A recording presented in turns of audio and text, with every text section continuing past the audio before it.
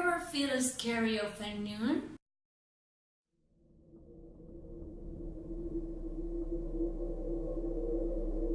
Do you know when the voice is gonna speak? Sometimes. And the Holy Spirit.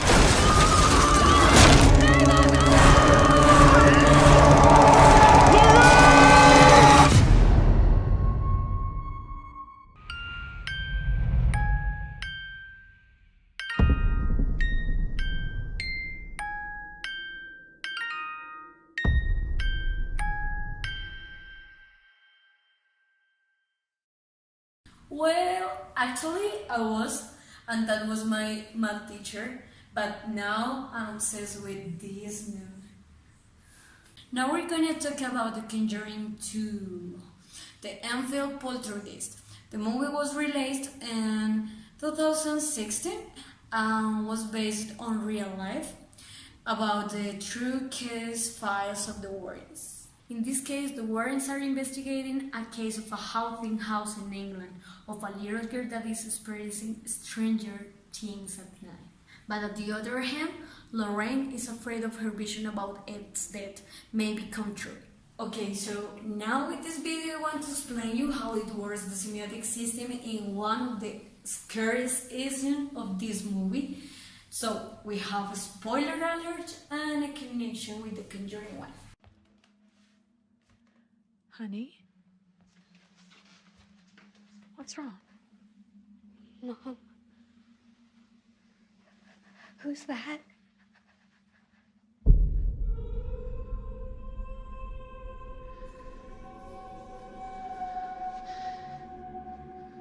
Go back.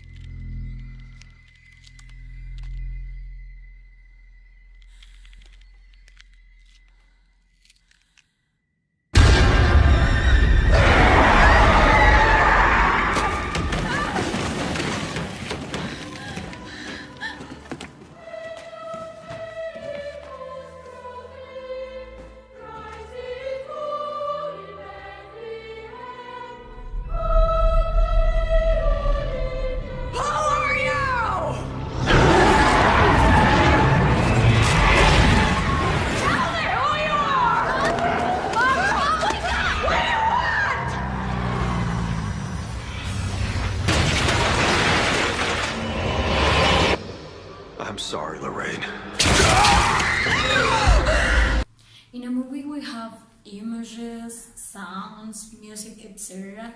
Things that can help us to understand what's the director intention. So in a horror movie like this one, it's ideal to stress the scene to keep more the suspense. As Tarantino said, we must stretch the scene until it bores for itself. The first details that we have is Lorraine opening the door and with her worried face, and the sound of the door accompanies her feeling.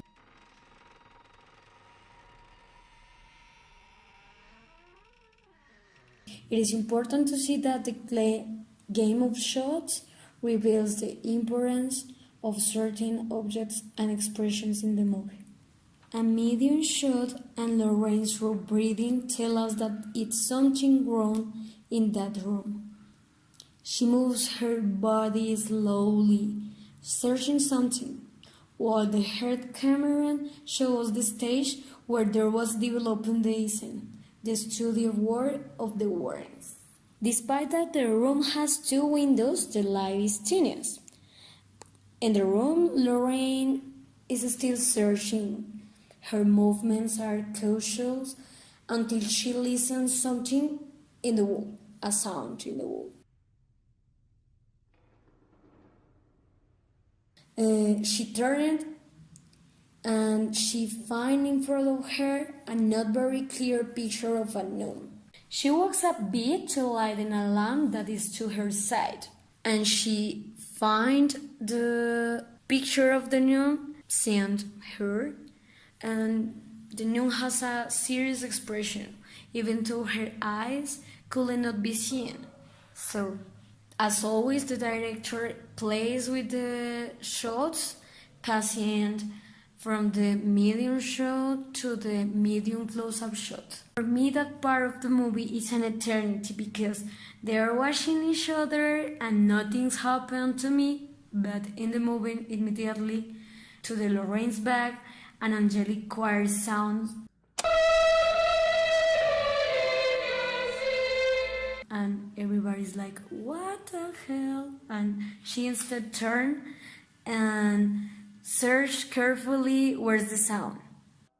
While the music is playing and she has a scary face, she's walking through the sound.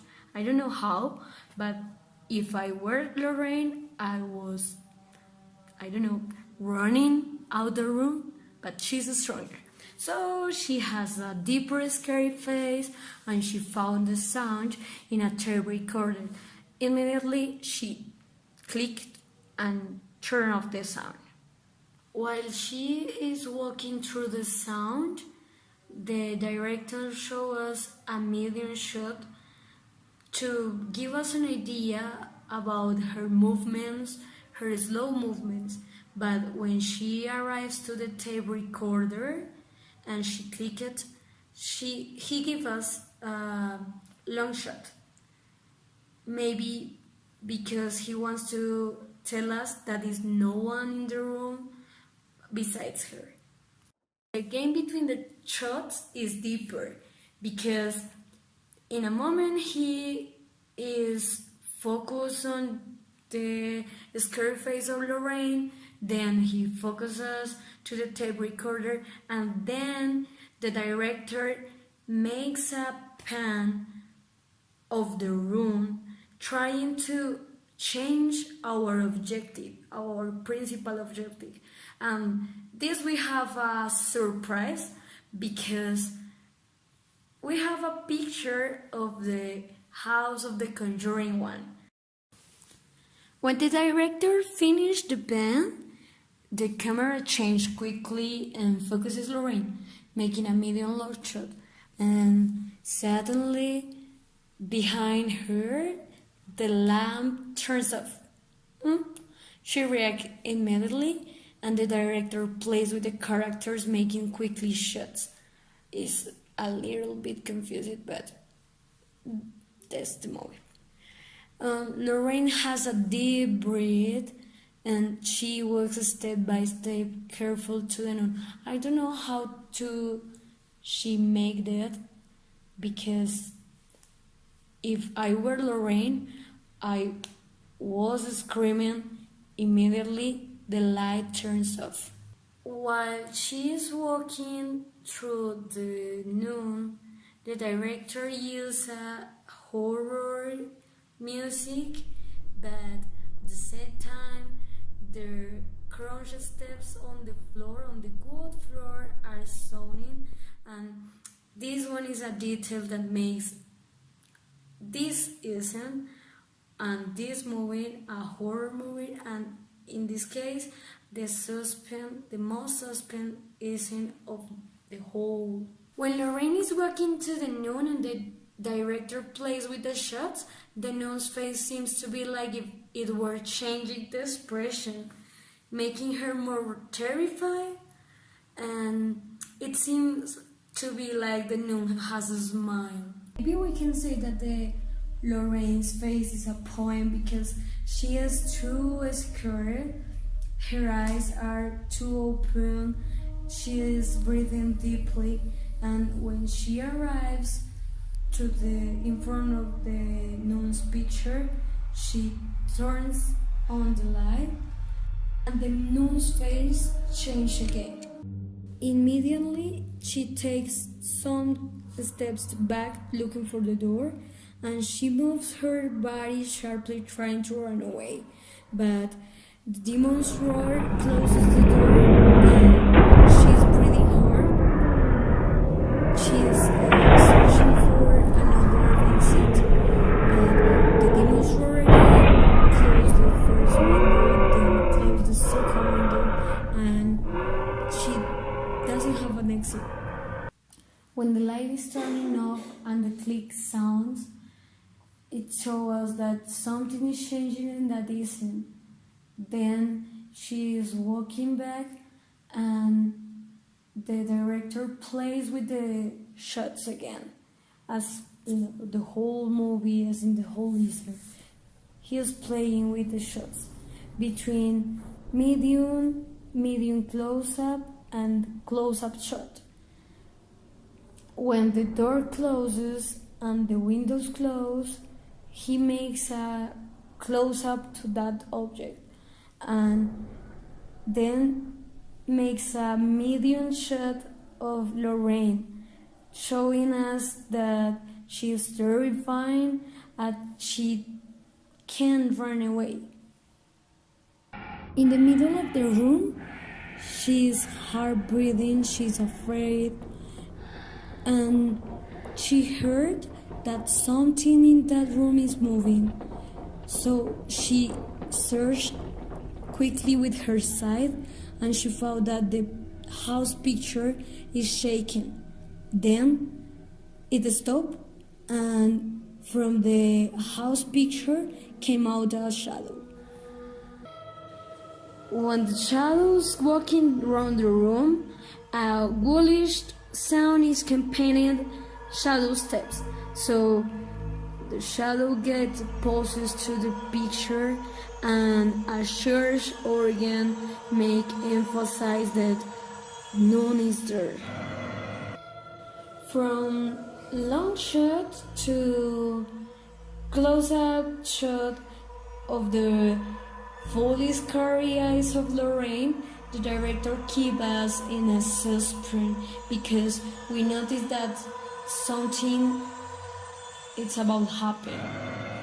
Lorraine is paralyzed.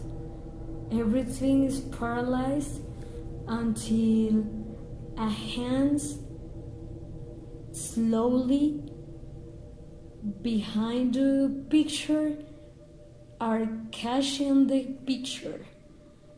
They are the nun's hands.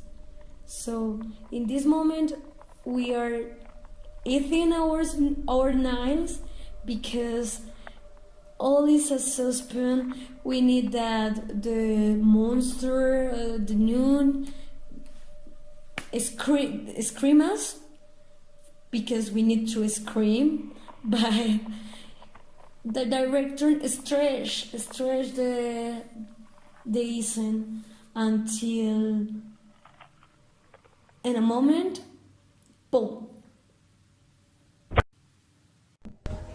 The nun runs towards Lorraine, screaming to scare her, and Lorraine runs back scared, covering her face with her Bible.